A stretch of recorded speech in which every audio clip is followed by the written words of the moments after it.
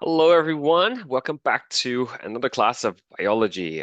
This is week 4, and today we are going to finish lecture 3, which is about cell organelles. Let's do a quick recap of where we left off last time. We were talking about the nucleus, which is a spherical structure that are found in eukaryotic cells. Okay, they are found in eukaryotic cells as opposed to prokaryotic cells. Prokaryotic cells, they don't have the nucleus.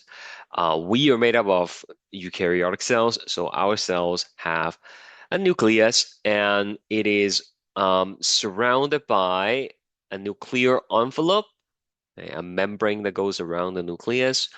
And on the nuclear envelope, you can see that there are these openings. We call them nuclear pores, which is right here, and it allows things to go in and out of the nucleus. The purpose of the nucleus is to protect our genetic materials, which exist in the form of chromatin. Okay, more on that in a bit. Inside the nucleus, you might remember we have the nucleolus, and that's where you make an other organelle called the ribosomes. So let's take a closer look at the chromatins. DNA by itself is a double helix, and if it's not connected to any proteins or anything like that, if it's just by itself, then we say it is naked DNA. And there are like 2 meters of this stuff that you need to pack into a tiny nucleus. And so you want to package the DNA a little bit around proteins. So we have some proteins here, which are shown by the yellow circles, and the DNA will wrap around these proteins, much like a yo-yo I told you last time. And as you wrap them up and package them more and more, eventually you're going to get to the chromatin, okay, chromatin, which is essentially DNA wrapped around packaging proteins, and these proteins are called histones. Okay, not very important at this point. Now, the chromatin is the form of DNA that exists in the nucleus most of the time. However, when a cell divides, when it needs to make copies of itself and split into two, then you need to condense the chromatin further, and you package it even more with additional proteins, and ultimately you get the chromosome. Okay, the chromosome right here.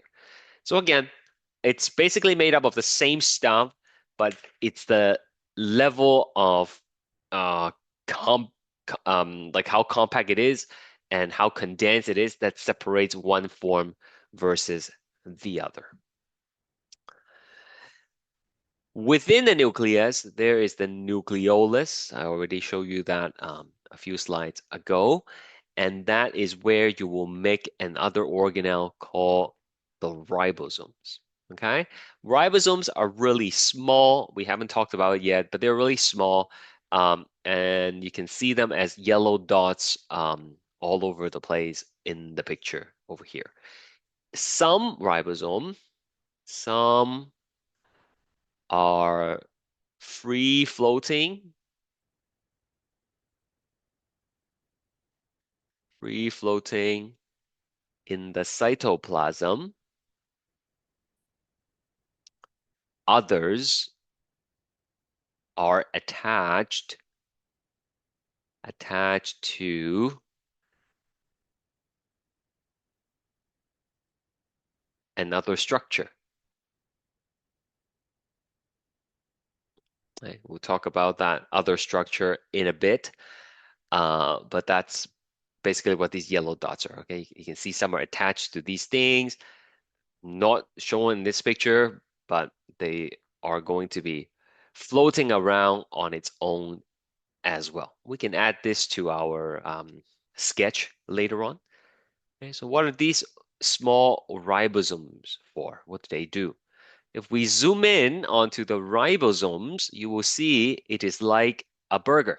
Okay, you have the top bun right here, and you have the lower bun here. We call the top part the large subunit, and then the bottom part is the small subunit. Okay, so th this whole thing is a ribosome. And the ribosome itself is made up of protein and RNA. Okay, protein and RNA. So what does it do? The ribosome are important for protein synthesis. Okay, protein synthesis. Okay, so what's protein synthesis? It means to produce protein, right? To make proteins. Okay, and it's going to take the amino acids and it's going to connect them together with the peptide bond, and basically it's going to allow you to create the polypeptide. Okay, the stuff that we learned in the macromolecules unit, and that is the job of ribosome. Okay, so you can see in this real picture, all these dots right here, all these fuzzy black dots, those are the ribosomes. They are really small. Okay, it's made up of proteins and RNA, and the job is to make more proteins.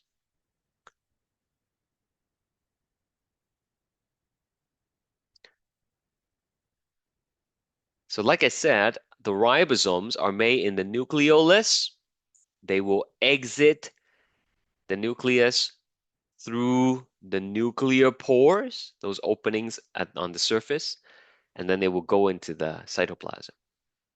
Okay, we wrote this down already. Some exist freely in the cytoplasm, while others are going to attach to another structure called the endoplasmic reticulum.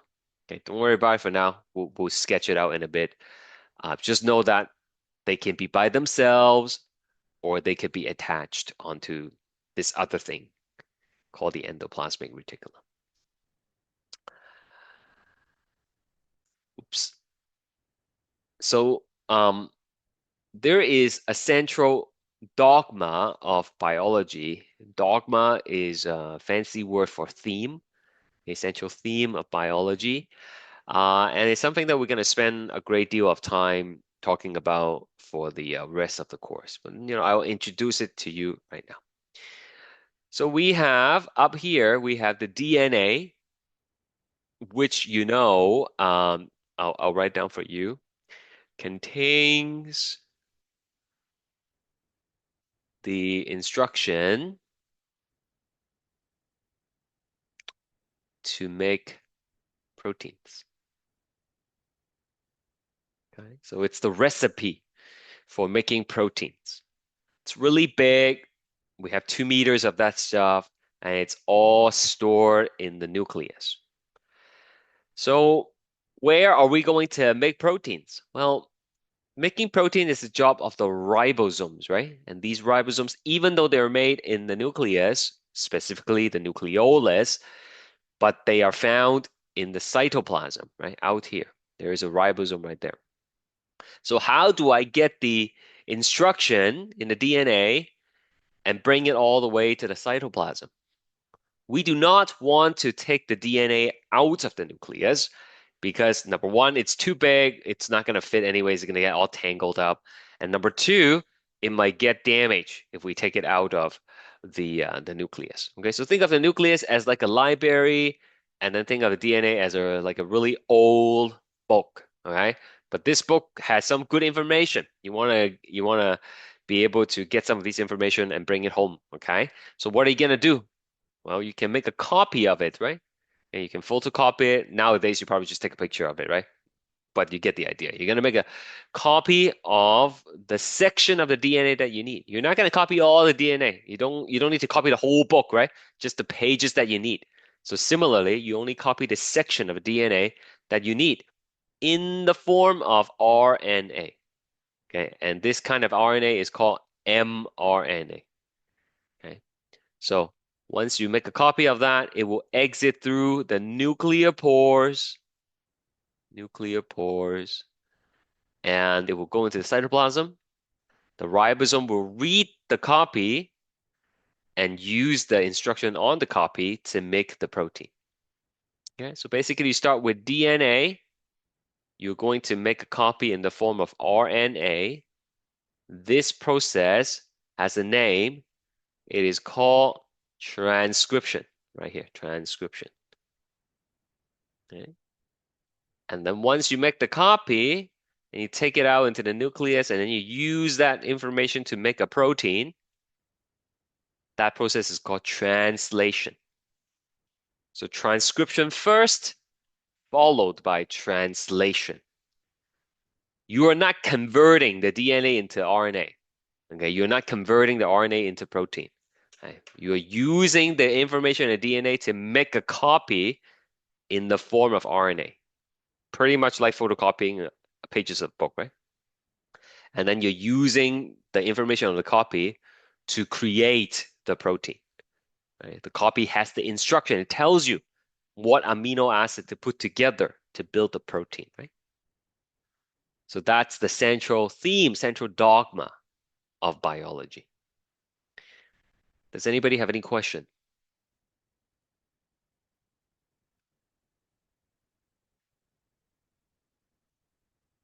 Okay, So I have one question. please, yeah, go ahead. Um, in from DNA to RNA, we know in RNA the base is It's different, right? uracil. Yeah. Uracil. Yes. So when it's synthesized as uracil, I mean RNA, Mhm. then for all protein, it should be like this, no thymine or That's nothing. right. So you raise a very good point, right? So in DNA, you have ACTG, right?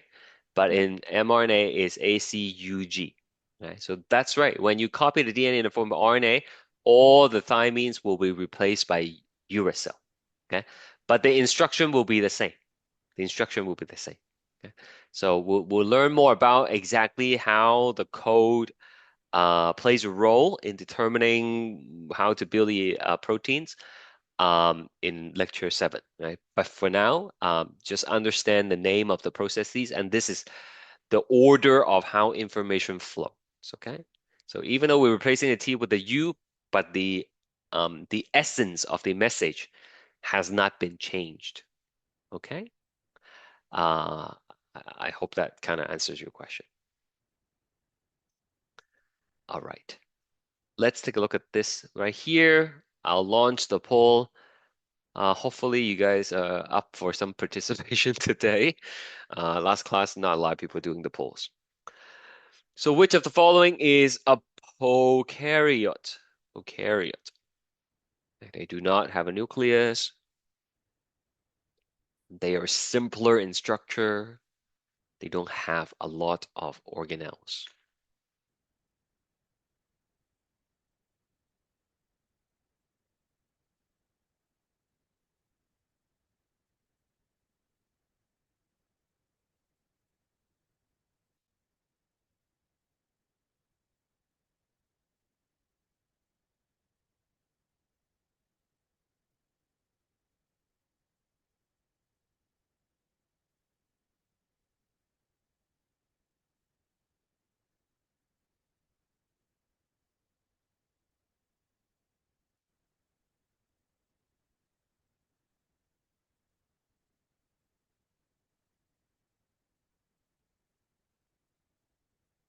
Okay, I only have about 9 answers, but I guess we have to move on. So prokaryotes, well, liver is in us, so that would be eukaryotic cells. HeLa cells, it's from the cervical cancer, right, of that lady, Henrietta Lacks. So that is also eukaryotic. Uh, E. coli is a bacteria. Bacteria are prokaryotes. Okay. Amoeba, it's I told you is it's something called protists, right? And all the protists are eukaryotes. Okay, so there we go, E. coli. What is the function of the nucleolus? I mentioned it a few times today already. Let's see if you remember what it does.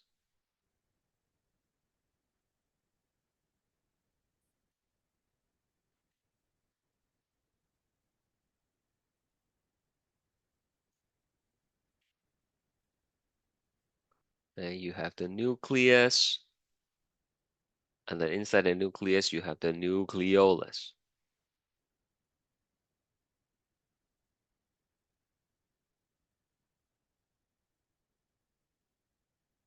What does it do?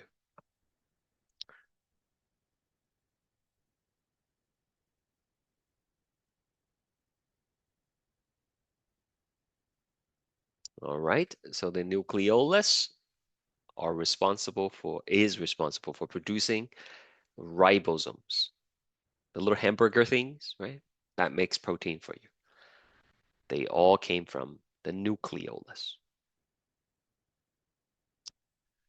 Don't forget you have your quiz one today, right? Let me just take a look quickly here. Um, quiz one is going to be due by tonight, midnight. Okay, so make sure you complete yours. Only 7 people have done it so far. So, you know, don't forget to complete it. It's 10% of your final grade. I have a question. Sure, yeah. Um, is there any negative marking on the test? No, if you get the wrong answer, you won't lose mark. You just won't get full marks. Yeah. Okay, That's all. thank you. Yeah. All right, next we are moving on to the endomembrane system. Endomembrane system. Endomembrane system is a network of membranes that are inside the cell membrane. Right? So if you think of the whole cell, oops, if you think of the entire cell, that's the cell membrane, and then you have your nucleus here, and then the endomembrane system would be like additional membranes that you're gonna find inside the cell. We're going to talk about some of these membranes, right? So they form tubes, they form sacs, and sometimes a series of connected networks together, and they work with each other to synthesize, to produce, to process, and to digest various macromolecules, including lipids and proteins. And they also play a role in recycling and getting rid of molecules that are no longer useful. And there are several components of the endomembrane system, and they are all listed here. The only one that we learned at this point is the nuclear envelope. Right, so now I'm going to introduce all these things to you. First, maybe let's take this thing out, and we're gonna add some of those things to this picture.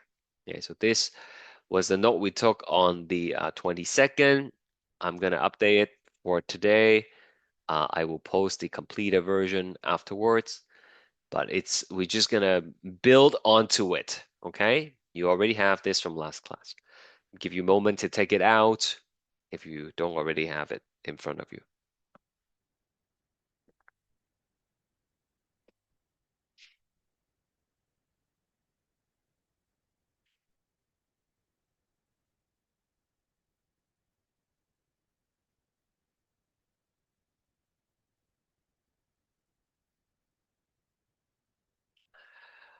Okay, so we have the nucleus here and the nuclear envelope, and it turns out the nuclear envelope does not end um, with the nucleus. Okay, after it wraps around the nucleus, it actually extends itself into the cytoplasm. Okay, and it forms these tubes of network, if you would, like that. Okay, so this extension of the nuclear envelope forms what we call endoplasmic. Endo means within, plasmic as in like within the cell. Reticulum. Reticulum is like a network of tunnels. Okay. Endoplasmic reticulum. And there are two kinds of endoplasmic reticulum. And take a look at this kind here. This one has ribosomes attached onto them. That's what these blue dots are. These are ribosomes.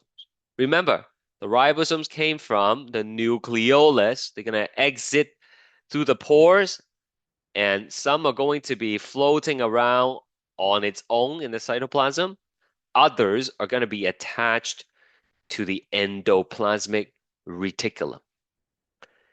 If the endoplasmic reticulum has the ribosomes attached to them, then we call it a rough endoplasmic reticulum, or RER for short, because it looks bumpy under the microscope. It looks like it has a rough texture to it.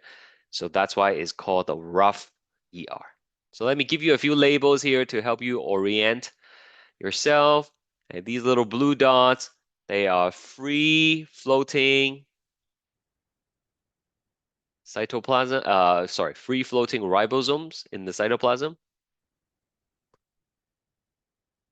And here's another one.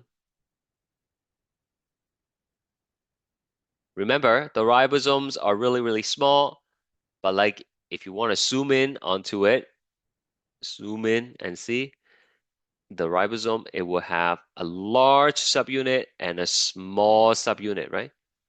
Large and small, like a burger, top, bottom bun, right? Now, if you forgot already, which is totally okay, it's a lot of information. The ribosomes, they are responsible for protein synthesis.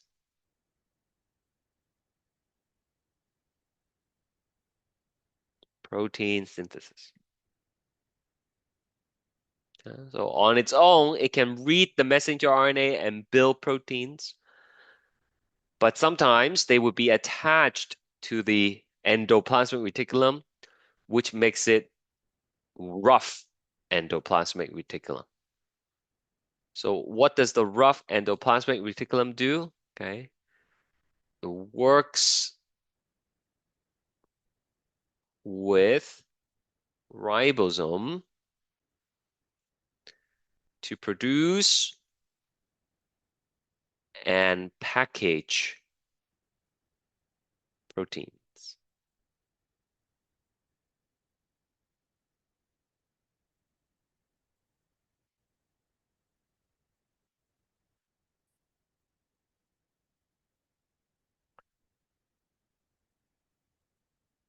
All right, so this part is very challenging for me to show you virtually. I will try. Okay, you don't have to draw it necessarily, but I'll show you. Okay, so like if I zoom in onto one of these things, okay, if I zoom in onto one of these things, just zoom in and see what happens. Okay, just watch first, and then I'll give you some time to catch up if you need to. So this is like the membrane, right? This is the membrane. Okay, don't draw this yet, just watch. And then you will have the ribosomes attach onto it. We know the ribosome is like the burger now, right? Told you, it's like that. And then you might have a piece of messenger RNA, the copy that we talked about. And what happens is the ribosome will read the instruction on the mRNA, and then it's going to build a protein. Right? These amino acids going to connect it together, and it builds a long chain. Okay, I'll label it for you. This is protein chain. Okay, this guy, ribosome. Okay. So use your imagination and try to follow what I'm saying. Okay. After you make the protein, we know the protein, I mean, you should know, the protein is going to fold up, right? With the helices, with the zigzag, and ultimately it's going to become a 3D shape, right? Some kind of 3D protein like this. Okay, so this is folded protein with its, tertiary, secondary structures all intact. And this is the very difficult part to show. Okay? The protein will move towards the edge of the ER of the tunnel, and it is going to basically, give me a second, trying my best here. Basically, it's gonna push. It's gonna push on the edge, and eventually is gonna come out, and then you will get a bubble with the protein inside. Okay, the best way to visualize this is think of blowing soap bubbles. Okay, you dip that thing into the soap and you blow it. Okay, you blow it, and then eventually, what's gonna happen? This thing is gonna detach, right? It's gonna detach and like completely detach, and now you have a bubble, right? Can you visualize that? Okay, you make the protein, ribosome makes it, gonna fold into protein, and the protein moves to the edge, and then eventually it bubbles off from the ER into a little circle. Okay, so like this thing, right? You might have a bubble that comes out. Right? Over here, you might have another bubble that comes off, and in these bubbles, you're gonna have a protein. Okay, so I'm gonna write it out for you. Right, these things are actually called vesicles. Vesicles bud off from rough ER. Right? Proteins are inside the vesicles.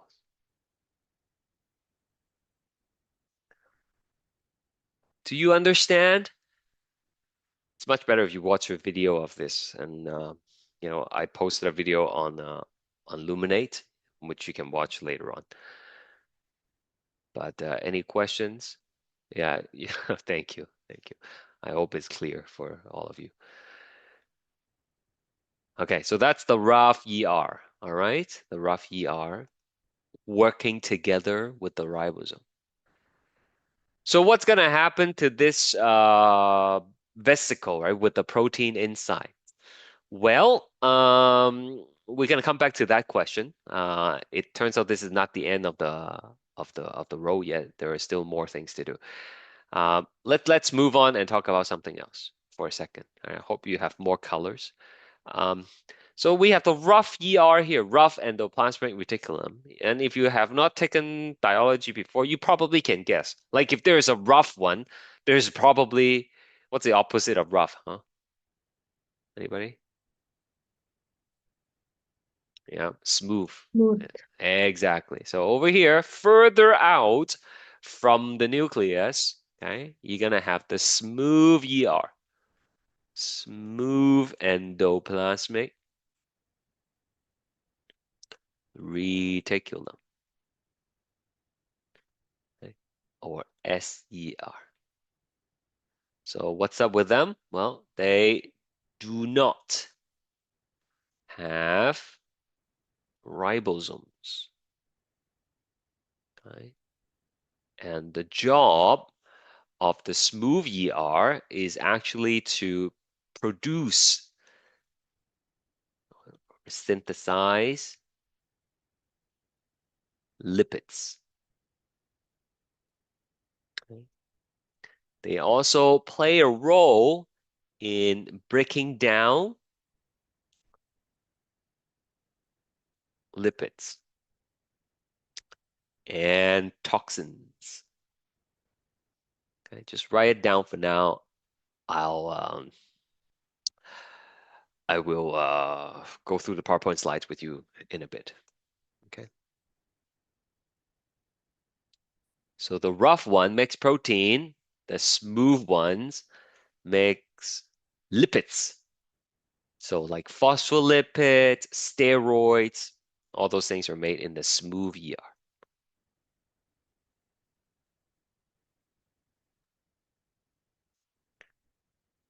Now, in case I've lost you, what are we talking about here? We're talking about endomembrane system. Endomembrane system. it's a bunch of membranes inside the cell membrane, if you would. So it started with the nucleus, the nuclear envelope that surrounds the nucleus. It extends outward to form the rough ER, and then extends further out to form the smooth ER. They're all membranes, all part of the endomembrane system. All right, we're gonna add one more thing to this lovely picture.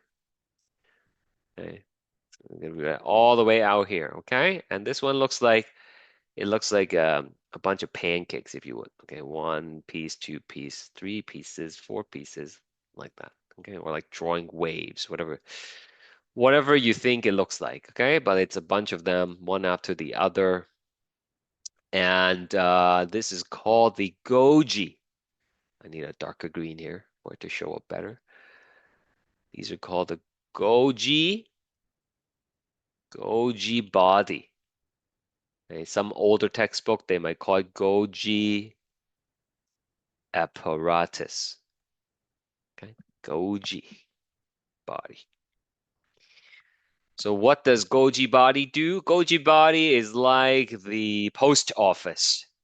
Okay, they would receive a package like these little vesicles that butt off from the rough ER. It's gonna move to the Golgi body, and then the Golgi body will help sort, modify, and repackage proteins. So when the vesicle comes in, the protein is going to get sorted. Okay. For example, where is it going to go? If it needs to go outside of the cell, then you're gonna slap a tag on it that say it's going to be out of the cell. Okay. If it's going to go to the cell membrane, that's another signal. If it needs to stay in the cytoplasm, and whatever the case, where it needs to go, it's going to get sorted. Much like all the mails go to the post office, they need to sort it by cities, right, and postal codes and whatnot, right? So they could go to the right place efficiently. Okay, so they might modify a little bit. The proteins might need to have a little bit of things trimmed off, or it might need to add some extra functional groups to it and whatnot. All that happens in the Golgi, and then ultimately you're gonna repackage this thing. Gonna repackage, and it's gonna become a new vesicle, and then the protein inside will be different, a little bit different. Okay, maybe a little bit different. Okay, so this is a repackage vesicle. And this thing can go to a couple of places, which I will tell you in a bit. That's the endomembrane system so far. There's one more thing, which we'll add later, but I want to go back to the PowerPoints and revisit some of these things first before adding more things to it. Any questions, guys?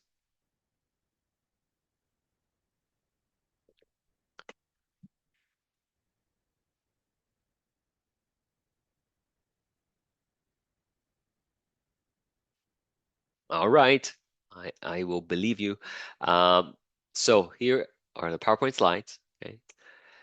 Just to recap, endomembrane system is a bunch of tubes and sacs. Sacs would be like the vesicles, right? That's probably a better term for it, vesicles, right? This system is responsible for synthesis, processing, digestion of lipids and proteins. So we know that is rough ER and that is smooth ER, right? We haven't talked about the recycling portion yet, but it's coming. Here's the list. We did this, and this. We only need to add lysosome afterwards.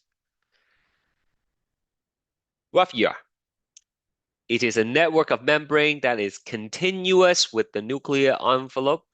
So this whole part here, all these purple stuff that's are coming out, That's the rough ER. And you can tell it's rough because of all the yellow dots attached to it, right? And by now, you should know the yellow dots are the ribosomes. Okay? They don't have to be attached to the ER. They can be floating around on their own, but some are attached. So here is the picture I was trying to draw for you. This is just like more professional, I guess, right? You got the ribosome here. It's making the polypeptide, the protein. It folds up. The protein moves to the edge and it will bubble off and it becomes a vesicle. Okay. Same thing here. You can see the rough ER with all the dots. The smooth ER is out here. And then you see a vesicle bubbling off. Okay. This is actually what happens. You can see this thing happening under the microscope. Of course, it's not, pretty colors like this, but it does happen. Smooth ER has no ribosomes on them, which is like this stuff out here. And you can see the black dots are the ribosomes, and over here, no black dots. And they are important for producing lipids. So, example of lipids would be like steroid hormones, right? And you would therefore expect, you should write this down, you would expect to find more smooth ER in the cells of the ovaries or the testes. Okay? All the cells would have these organelles, but depending on the function of the cell, it might have more of one type of organelles than others. So the ovaries and the testicles are responsible for making these steroid hormones, right? The testosterone and the progesterone that we talked about. Then you would expect them to have more smooth ER. They also play a role in breaking down fat, we wrote it down already, and detoxifying toxins and drugs. So if you are taking medications, some of it is going to get metabolized in the liver. And when that happens, the liver is going to increase the amount of SER in it. Okay? It detects the drugs coming into your system. It knows to metabolize it, to break it down. And to do that, it needs more smooth ER. So it's going to increase its presence. So in glands which are producing enzyme, where the rough endoplasmic reticulum is more because they need more proteins. That's right. Yeah. So in cells, that requires enzymes to perform certain reactions. Those enzymes would likely come from the rough ER, and therefore they would have more of that as well. That's good. The Golgi body, the post office, right? They are layers of membrane stacked together in very close proximity. And the vesicle is coming out from the ER. It will join the Golgi, and it actually gets passed forward and then sometimes backwards, couple times back and forth, right? The material is gonna get modified, is gonna get tagged, repackaged, like I said, and then it's gonna come out as a new vesicle, as a new vesicle. So where will the new vesicle takes the protein? So this is what we're gonna do. Okay. Now, I don't know what your situation is with the NOC. Okay, if it's really messy, I encourage you to reorganize it after class. Okay, but here is the nucleus, right? So there's gonna be like the cell membrane right here, cell membrane. Cell membrane. I'm just gonna put the cell membrane right there to kind of, sealed off the cell if you would. This here is the cell membrane, which is made up of mostly phospholipids and a little bit of cholesterol and proteins, as you will see. And that's the cell membrane. So what's going to happen to the repackaged vesicles? There are a couple of places it can go, right, depending on like the signal, right, that it receive in terms of the sorting and the modification. Some of it is going to get sent out of the cell. Okay? It's going to go out of the cell. Okay, so out of the cell. Maybe that protein is needed in the blood. Then you send it to the out of the cell and then it goes into the blood. You have lots of proteins in your blood. Where else can it go? It can actually go and become part of the membrane. And we'll learn probably next class. Some proteins are going to be stuck on the membrane. All right, so that's a second option. Instead of going out of the cell, it will become, the protein will become part of the cell membrane. Okay. Where else can it go? It could just stay in the cytoplasm until it is needed. Okay. Sometimes it's good to make things ahead of time. When you need it, you have it ready in stock. Okay. So that's what happens. Stay in the cytoplasm for a little bit. Okay. Or it might become another organelle, another structure. Let's just call it organelle. Another organelle called, I think I'm officially running out of color. Let's use hot pink here, called lysosome. Lysosome. Okay. Lysosome.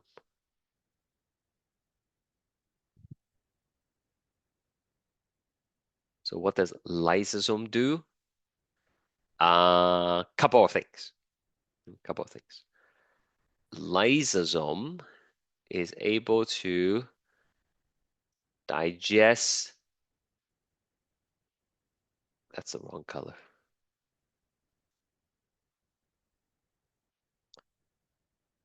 Digest macromolecules. So this is the recycling depots, okay? Okay. Or ingested particles or cells. It's also able to digest old organelles. I'll explain all these. And it can also trigger cell death. All right, let's write down first, and I will explain to you.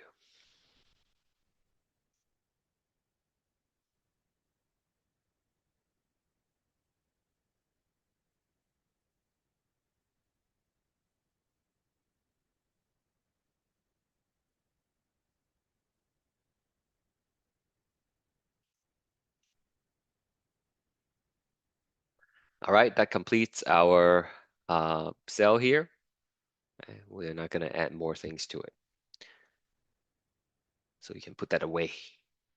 All right, so here's the lysosome. What is the lysosome? Lysosome is, a modified vesicle, and it contains digestive enzymes. Okay, in fact, it contains a mixture of digestive enzymes. Not just one, but a bunch. Okay. Enzymes, you might remember, they are proteins needed to catalyze chemical reaction. Okay. They lower the energy requirement, right? Allows reaction to happen in the body, which otherwise would not be possible. Right? It's too energy demanding for them to happen, and so you lower the energy requirement. So you have a bunch of enzymes in the lysosome. So it's not surprising because the job of lysosome, it's like the recycling depot and the garbage collection center, if you would. They break down macromolecules. Everything is related. Think of a macromolecule, right? Okay. Think of like a protein or something. That's a macromolecule. If you need to break this down into amino acid, then you're gonna need an enzyme to do that, to chop it up with hydrolysis, right? If you think of a lipid, right, then you will need another enzyme to break it down into, glycerol and fatty acid, right? So each macromolecules that are going to be metabolized, broken down here by the lysosome requires an enzyme. And so it's not surprising it has a mixture of these things.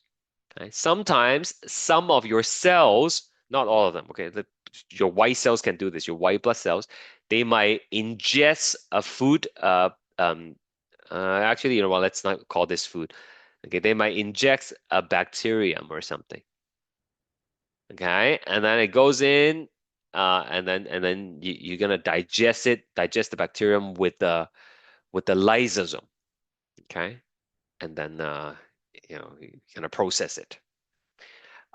If we are not talking about humans, if we are just talking about a random cell living on its own, then yes, it might be able to eat some food from the surrounding, and then it will break it down.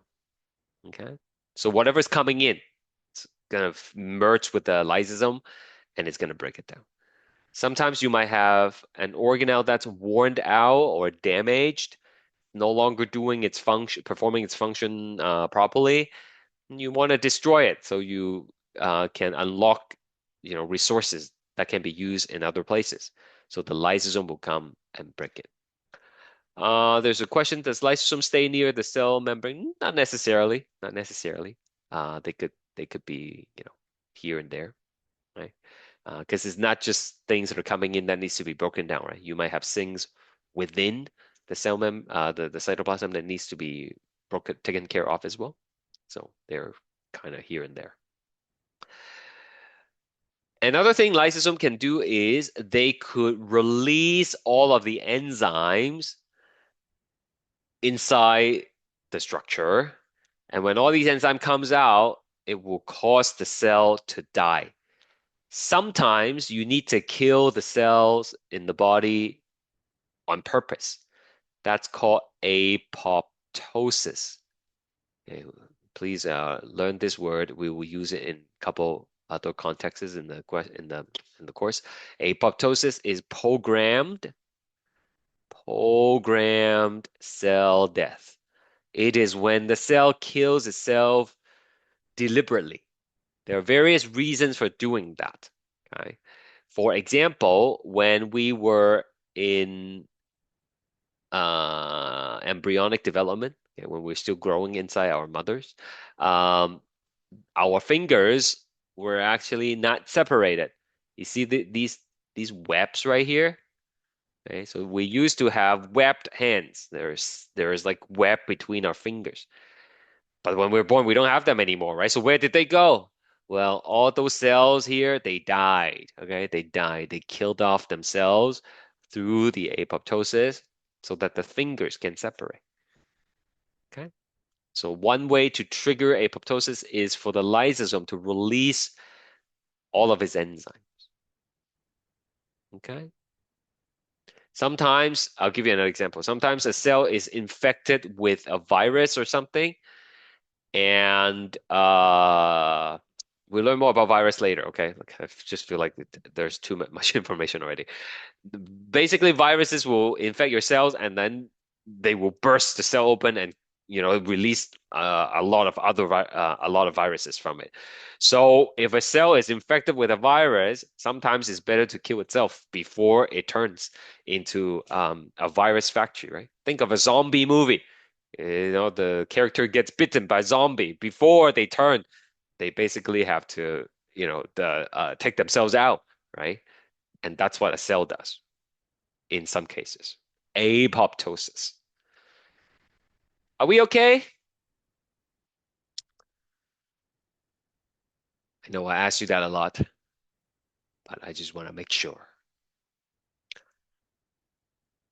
Already, So there are some a list of hereditary diseases that are related to the lysosome. Okay, since the lysosome contains enzymes, and enzymes are proteins, which means you need DNA to make them, right? The DNA contains the instruction to make these enzymes. So if those instructions are changed or mutated, then you're going to be missing some of these enzymes, or you're going to be creating ones that are non-functional. And depending on which one is non-functional, it could lead to multiple different outcomes. So if it's related to these lysosomal enzyme, then the group of conditions are called lysosomal storage disease. Some of these diseases are fatal in early childhood. Others, it's not fatal, but it will impact your quality of life significantly.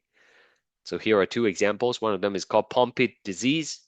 This is where the enzyme needed to break down glycogen, the storage form of carbohydrates, is not there.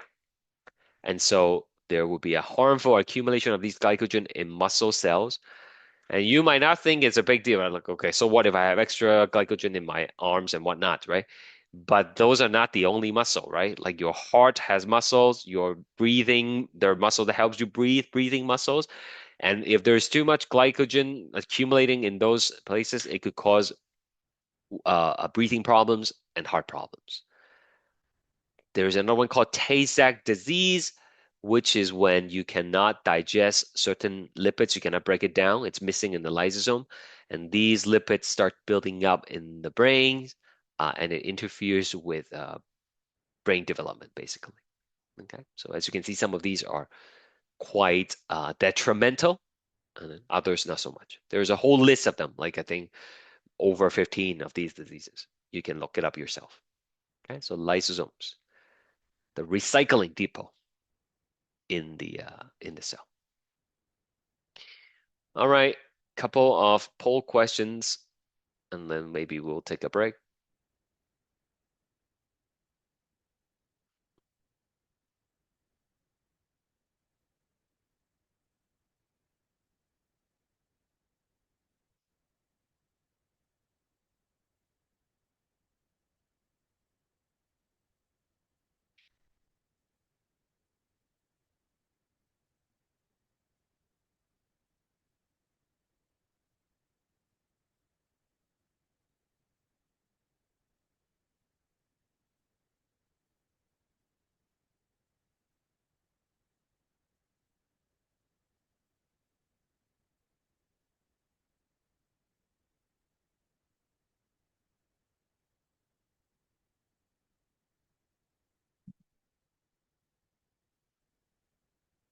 Okay, very good. Thank you for those who participated. The answer is RNA and protein.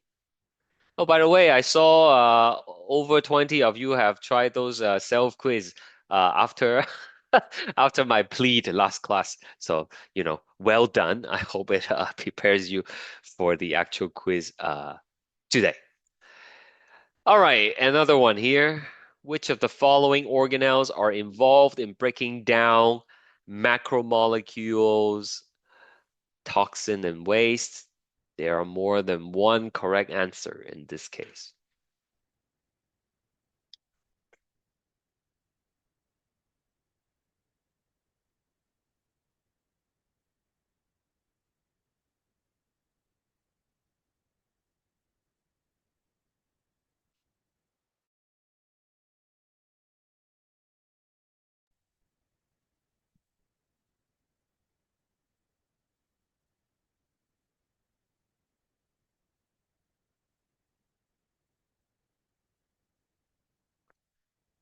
Okay, so breaking down macromolecules, definitely lysosome. We literally just talked about that.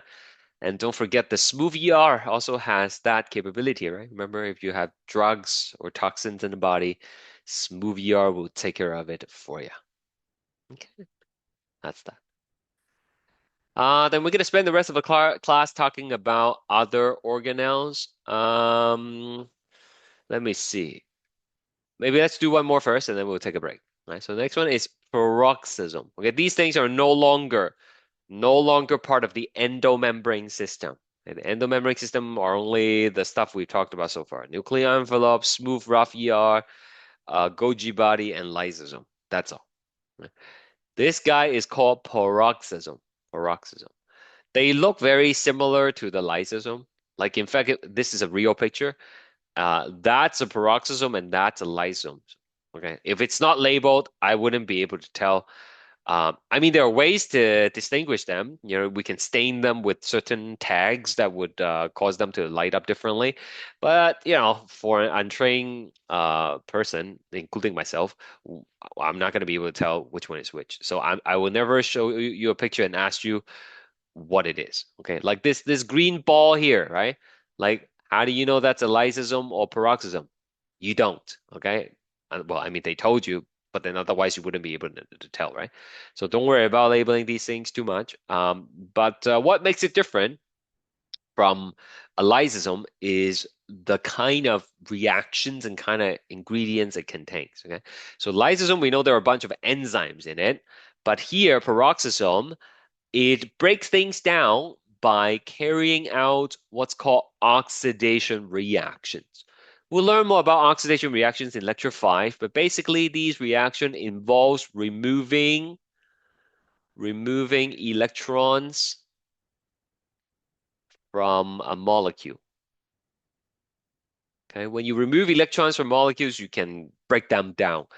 And in this particular case, the reaction release a byproduct, which is H2O2. And I know some of you know what this is. H2O2 is hydrogen peroxide.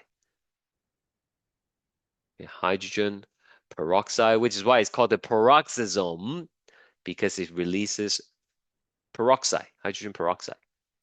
And hydrogen peroxide is actually toxic to the cell. That's why these kind of reactions needs to be contained. It needs to happen in an enclosed environment. And that environment is the peroxisome, basically.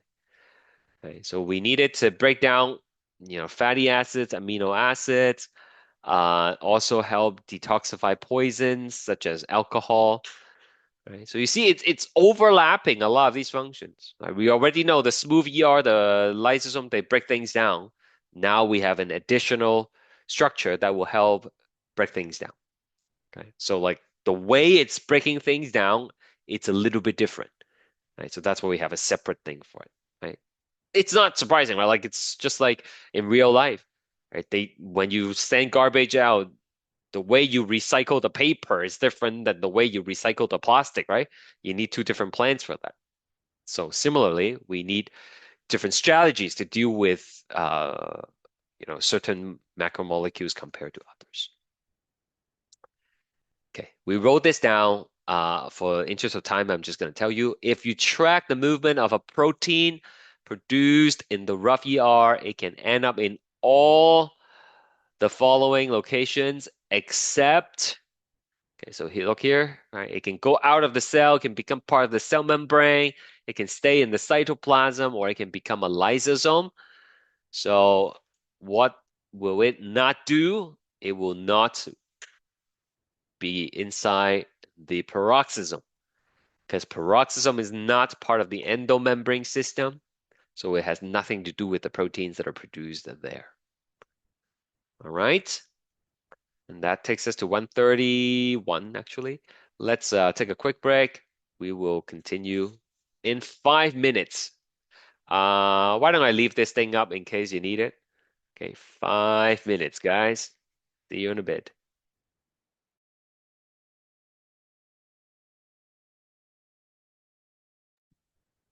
And we're back for more organelles. Let's see what is on our list next.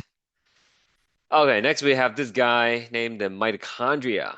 And I actually want to draw this out with you just because in lecture 5, we are going to learn about energy production in great details.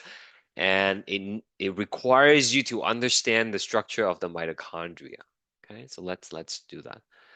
Mitochondria. Okay, so ION is singular, IA is plural. Okay, so one mitochondrion and many mitochondria. Just in case you are wondering why there are two different spelling. Okay, first of all, we're gonna have an outer membrane. This is called outer membrane. And judging from the name, this is the one that's on the outside. And then you also have an inner membrane, but this one is all folded up. It's all folded up like this. Okay, so this is the inner membrane. Inner membrane. If you have trouble visualizing that, think of a piece of paper right here. Okay, and then it basically folds up like this. It folds up, goes all the way around. So the inner membrane folds up into cristae. That's what we call it, cristae, to increase surface area.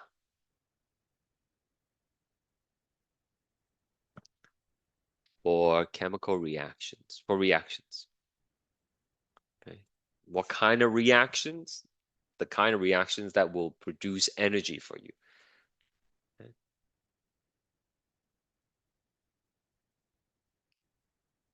Now, on the inside of the inner membrane, the innermost portion of the mitochondria, you will find a gel-like substance called the matrix. Okay. So a bunch of reactions are going to be happening inside the matrix, and we'll learn all the exciting details in lecture 5. One more thing here.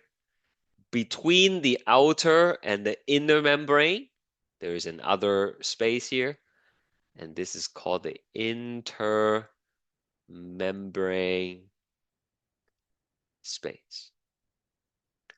Okay, each part of the mitochondria is going to play an important role in the energy production process, and working together allows us to constantly supply our cells with energy.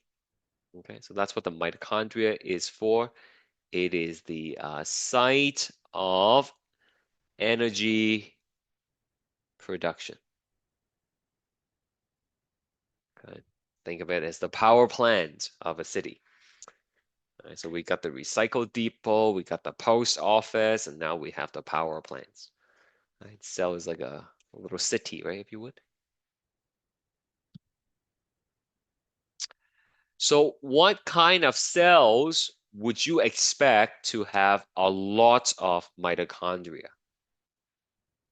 What kind of cells would you expect to have a lot of mitochondria?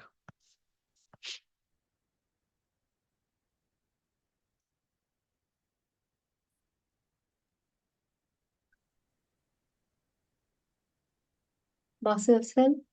Yeah, sure, muscle cells, right? Every time you move your muscle, that requires energy, right? Heart cells, brain cells, right? All of them will require quite a bit of energy, and therefore you would expect to have a lot of mitochondria in them. So that's what they look like under the microscope. Of course, this one is stained, and you can see the cristae, the foldings, right? And everything here is pretty much what I told you already. All right. Now I'm going to show you a few things that are found in plant cells and not animal cells, starting with the chloroplasts, right? Found in plant cells, not animal cells. Okay. Some protists have them as well. Okay, so protists are things like amoeba, paramecium, and there are other organisms in that category. Some of them have chloroplasts. The chloroplasts are sites of photosynthesis. Photosynthesis is the process which plant uses to make food for themselves. And you can see all the chloroplasts are here. Okay? It contains chlorophyll that allows the plant to capture sunlight. Chlorophyll is basically what makes plant green. The green parts contains this thing called chlorophyll, and that's the part that allows the sunlight to be captured, and they can make food for themselves. Just like the mitochondria, chloroplasts are double membraned. It has the outer membrane and the inner membrane, but we are not going to be learning much about the chloroplast, so that's all you have to know. Okay, it's again not found in animal cells. So the chloroplast is closely related to the mitochondria in that the mitochondria requires two ingredients, which is glucose and oxygen. So we breathe in oxygen, and the food we eat contains glucose. Then the mitochondria will take these ingredients and make energy from it. Okay? Energy. So create energy. And from that reaction, we breathe out carbon dioxide and then also water. Okay? We excrete water, right, when we go to the bathroom.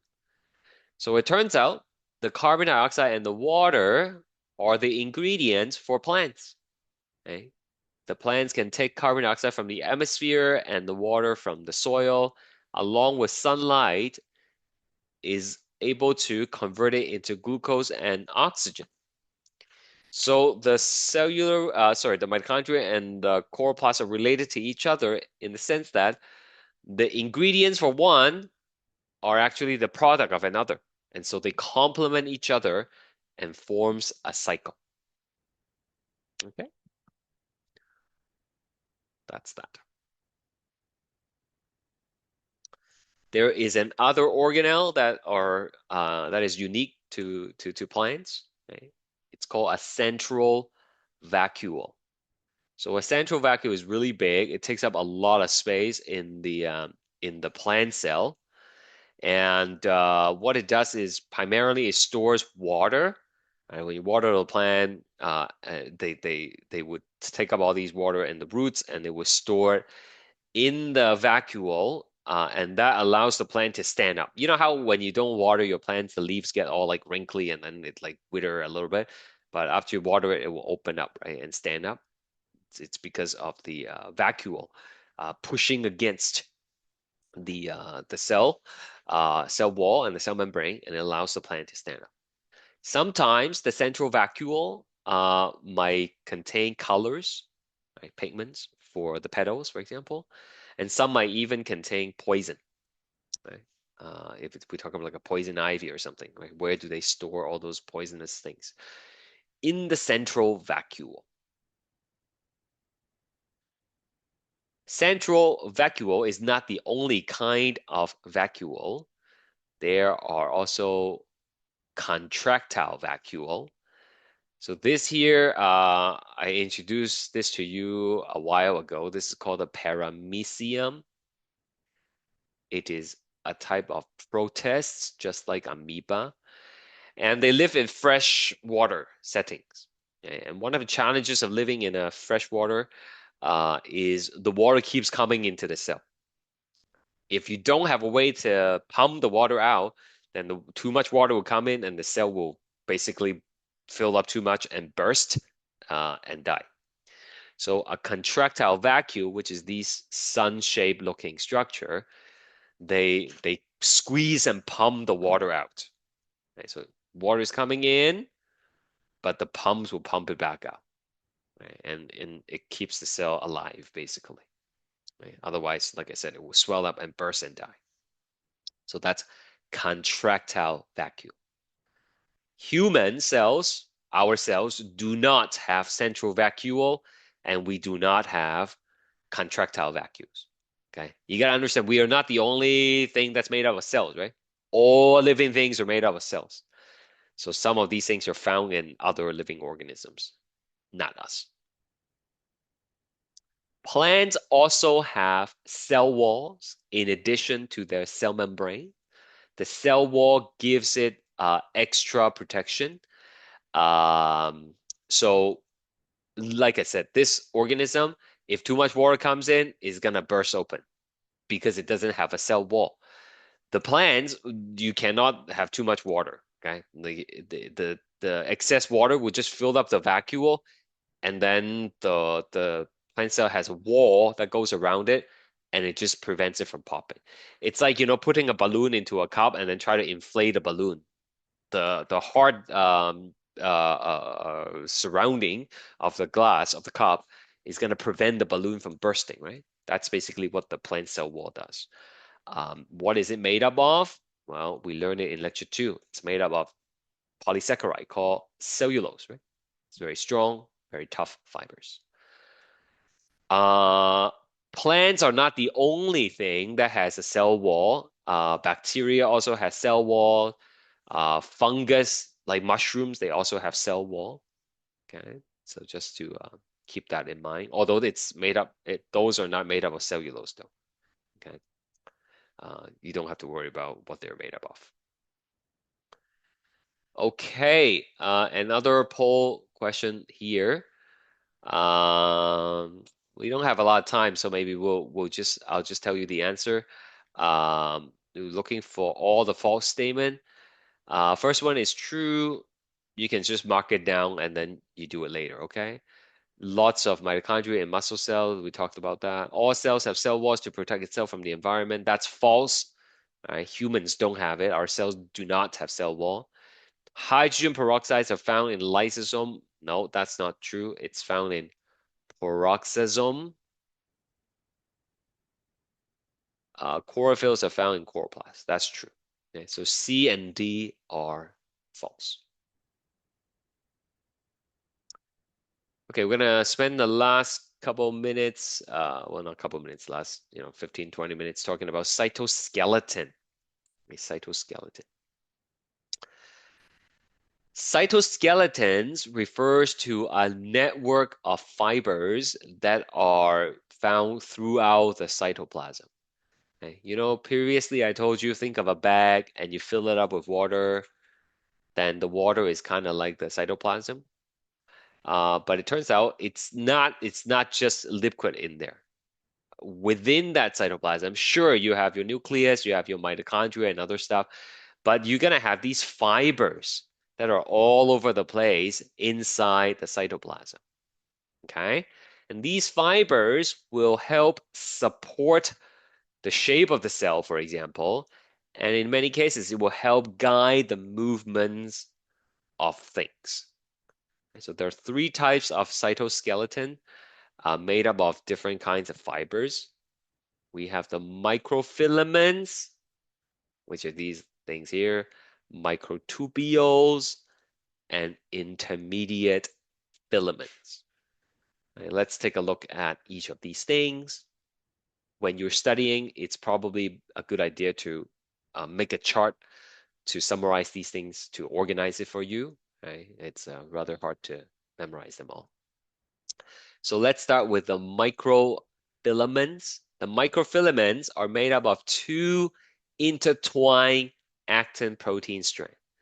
Right, so in this picture, you can see, that ball here is something called actin, and you have 1 actin strand here, and then the other one, it's like intertwined with it. So you have 2 of these actin strands. And they provide attachment sites for various organelles and allow cell movement.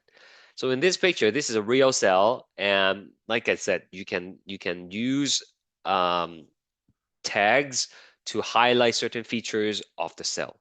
So the person who prepared this slide, they use a tag to highlight the microfilaments in the cell, and you can see it's all over the place, right? Like a web, like a spider web. And then this red thing here, that's where the nucleus is. Okay. So by having a web of these microfilaments, it allows various organelles to attach to it. So it's not like the mitochondria, it's like sloshing back and forth inside the cell randomly, but it's more like one of those what do you call those things? Those bulletin boards, right? That you can like stick things on. So you can, stick the organelle here, stick the nucleus here. And once you stick them in place, they're relatively fixed in place. They're not going to be like, bumping all around on the board, right? So same thing with the web of these actin filament, it allows the organelles to firmly attach to their location. Okay, so like, your rough ER is going to attach here. Your Golgi body is going to be here, so on and so forth. All right. It also allows cell movement. And again, this part is really hard to show virtually, but try I will. You don't have to draw it. Okay, just watch. Okay, so let's say not by the way, not all cells are gonna move around in the body, but some will. Okay, some cells will crawl around, like your white cells, for example, need to move around and eat up bacteria, right? So this is a white cell, okay, and inside you would have all these actin filament. And let's say the white cell needs to move this way, right? So what it will do is it will break down the actin filaments at the back and it will shove them forward. Okay, so it will cause the cell membrane to kind of attach forwards, and then it will roll the whole cell forward with it. Like I said, it's really hard to show you the drawing, but if you can see me on the camera, it's like this. Okay, the cell is like a ball, but what happens is it will extend forward, right, by extending the actin filament forward, and then it will grab on and then pull itself forward, right? So afterwards, basically all these actin will roll forward, and then the cell is gonna dash forward. Okay, so reorganizing the actin filament is basically gonna help it like crawl forward, crawl along. All right. So attachment site and cell movement. Next, we have intermediate filaments. These are a little bit bigger. And this slide shows you where the intermediate filaments are. Okay. And you might be thinking, that looks very similar to this, right? And you're right. The locations they are like overlapping each other. Okay. And you can see it's very concentrated around the nucleus. That's because one of the roles of the intermediate filament is to help stabilize the nuclear envelope. Okay. It also helps form intercellular junctions. Okay. Basically, in some places of the body, you want to staple two cells together so things are not going to like leak between them. Right? Think about your blood vessels. You don't want blood to be leaking out between the cells, so you need to stable them together. That's what the intermediate filaments are for. Now, you might have seen a picture like this before some time ago. This is actually a very young boy, 9, 10 years old perhaps, but he looks very old, right? And that's because he has a genetic condition that caused him to age rapidly. Okay? The condition is called progeria. And the underlying problem is a mutation in a type of intermediate filament, okay, called lamin A. With it mutated, the nuclear envelope is no longer structurally sound. It starts to become unstable. And if the nuclear envelope is unstable, then the stuff inside the nucleus are not protected, right? So, there is instability with chromosome structure and gene expression, and it causes the person to age rapidly. Okay, so there are no cure for this yet. It's a very rare genetic condition. You can read more about it yourself. It's called progeria, and it's related to intermediate filament. Finally, we have this thing called microtubules. So, let's go back to here for a second. You don't have to go back, you can just watch, right? So I told you this repackaged vesicle, sometimes it needs to like get out of the cell, right? Or like this vesicle from the ER needs to get to the Golgi. But if we rely on just random motion, it might take forever for the vesicle to make its way to the cell membrane, right? Like after all, how does it know which way to go? Up, down, left, right, front, back, right? Where to go? Well, it turns out, and you don't have to draw this, you can just believe me. In the cytoplasm, along with the actins and the intermediate filaments, there are these microtubules, okay, that are like all over the place. Don't draw it, okay? Don't ruin your beautiful picture. Right? These are microtubules, and they are like little conveyor belts, right? So the vesicle can hop onto one of these things, and it will roll along the conveyor belt, roll along these microtubules until it gets to where it needs to go. Okay, so that's the function of the microtubules. It helps you transport things within the cell membrane. Now, this is real, and you can look it up on YouTube. There is a protein called kinesin. It's like a stick figure, okay, without the head though. Okay, and then what happens is the arms will be carrying a vesicle, and then it will have legs that literally walk along these microtubules. Okay, it picks up the vesicle, and then it walks along the microtubules and take the vesicle where it needs to go. Okay, so the microtubules are the guiding tracks that allows things to move and get to where they need to go. That's not the only place you will have microtubules. You will have microtubules that are forming from other organelles. Okay, there is something called centrioles. It's found in animals, but not plants. And usually it looks like this. Okay, it's a pair of them. Looks like dry pasta, if you ask me. And we'll talk more about this later. But for now, it will produce these special kinds of microtubules called spindle fibers. And the spindle fibers are important for helping the chromosome moves around. Okay. So you might remember we have 46 chromosomes, and when you divide a cell, each cell will get 46 chromosomes. So how does the chromosome know which way to go? Again, you need something to guide them, right? And that's the job of the microtubules. Okay, so to recap, the microfilament is just for things to attach onto it, and then if the whole cells want to move, they will help as well. This one is more for stability, right? Making sure the nucleus is stable, and then you can staple cells together to prevent things from leaking through. And microtubules is more for guiding things to move from one place to another. All right? Excuse me. And also, the microtubules can help form some of these things in the body. We have cilia and flagella. Okay, so cilia, usually you have a cell and then the whole body is covered with the cilia. Like the paramecium I showed you earlier, they have these cilia to help them swim around. And the cilia are made up of microtubules. Okay? In humans, you would find cilia. You will find cilia in trachea, your airway, and fallopian tube.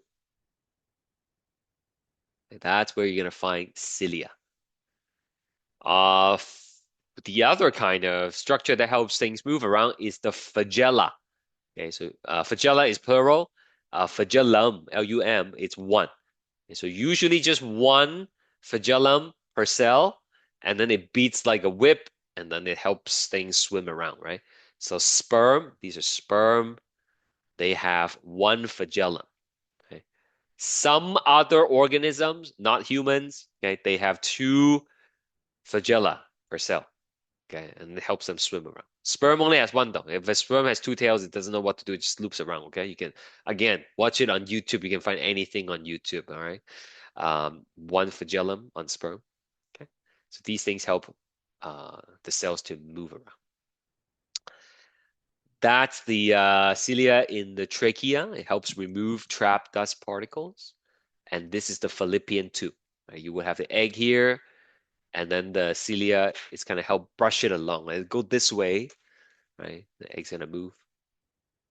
Okay. So once like over here, it's where the ovary is, and it's gonna release the egg, and then it's going towards the uterus, right? We'll learn this next semester. Here's a summary of some of the structures that are found in plants and not animals and vice versa. You can look through it yourself. And I'll just give you the answer here. Okay, we're wrapping up.